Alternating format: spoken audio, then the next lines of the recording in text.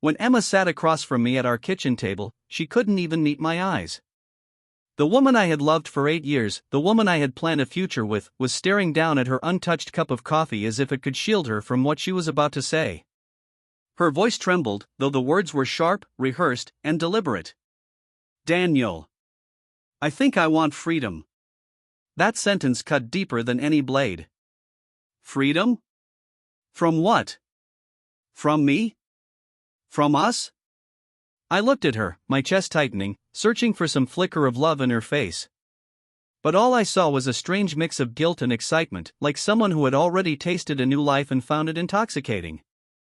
I didn't argue. I didn't beg. I didn't even ask why. Instead, I sat there silently, sipping my coffee while my mind raced. Freedom. It was a word she chose carefully, as if divorce or breakup sounded too cruel. But I understood what she really meant. She wanted out. She wanted someone else. And if she wanted freedom, then I was going to give it to her. But not the way she expected. The following week, I played my role perfectly. I was calm, composed, and supportive. When she said she needed space, I gave it. When she started going out late at night with the excuse of work dinners, I nodded and smiled. When she came home smelling faintly of cologne that wasn't mine, I didn't question it. She thought I was oblivious. What she didn't know was that I'd already started digging.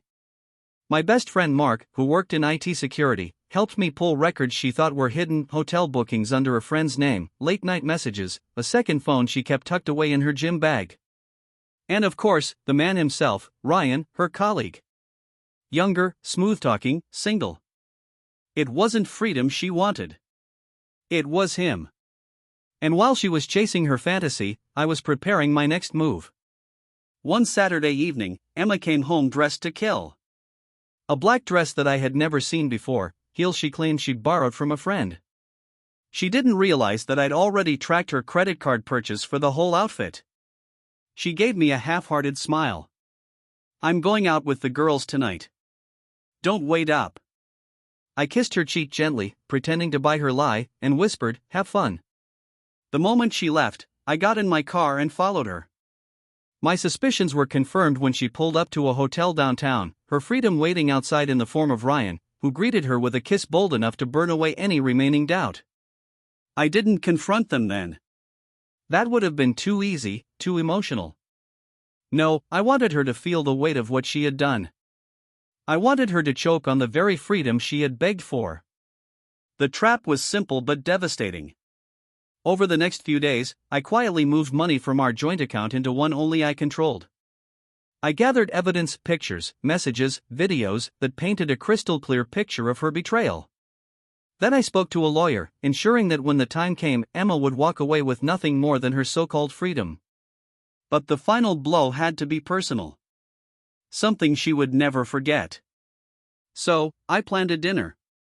I told Emma I wanted to talk, to understand her need for freedom, to make things amicable. She seemed relieved, even cheerful, as if she thought she had successfully broken me into compliance. She dressed up, thinking it would be a reconciliation dinner. But when she arrived at the restaurant, her smile froze.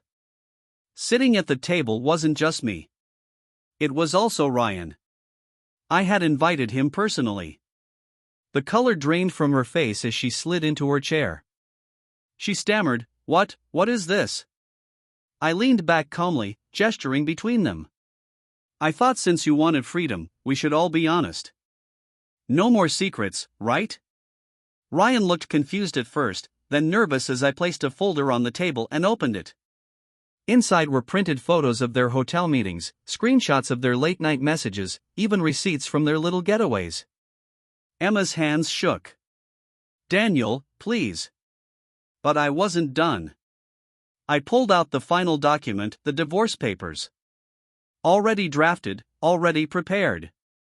You wanted freedom, Emma. I'm giving it to you.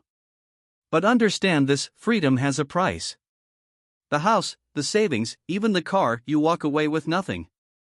Consider it the cost of chasing what you thought you needed. Ryan's face paled as he realized the depth of the situation. Emma, who thought she would leave me shattered, sat there in silence, broken in a way I had never seen before. Her dream of an easy transition from wife to lover, from safety to excitement, crumbled right in front of her.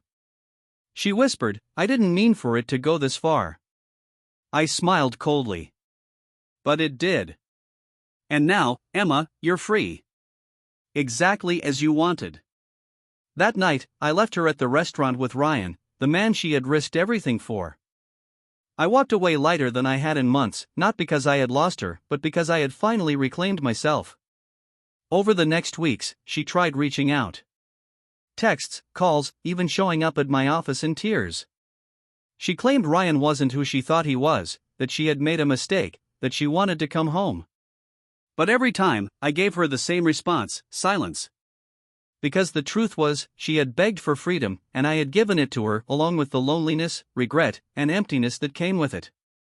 My move didn't just expose her betrayal. It destroyed the illusion she had built for herself. She thought she could break me and come out stronger. Instead, she was the one left shattered. And as for me? I didn't just survive her betrayal, I thrived after it. Because sometimes the sweetest revenge is not rage, not confrontation, but simply letting them live in the ruins of the freedom they chose.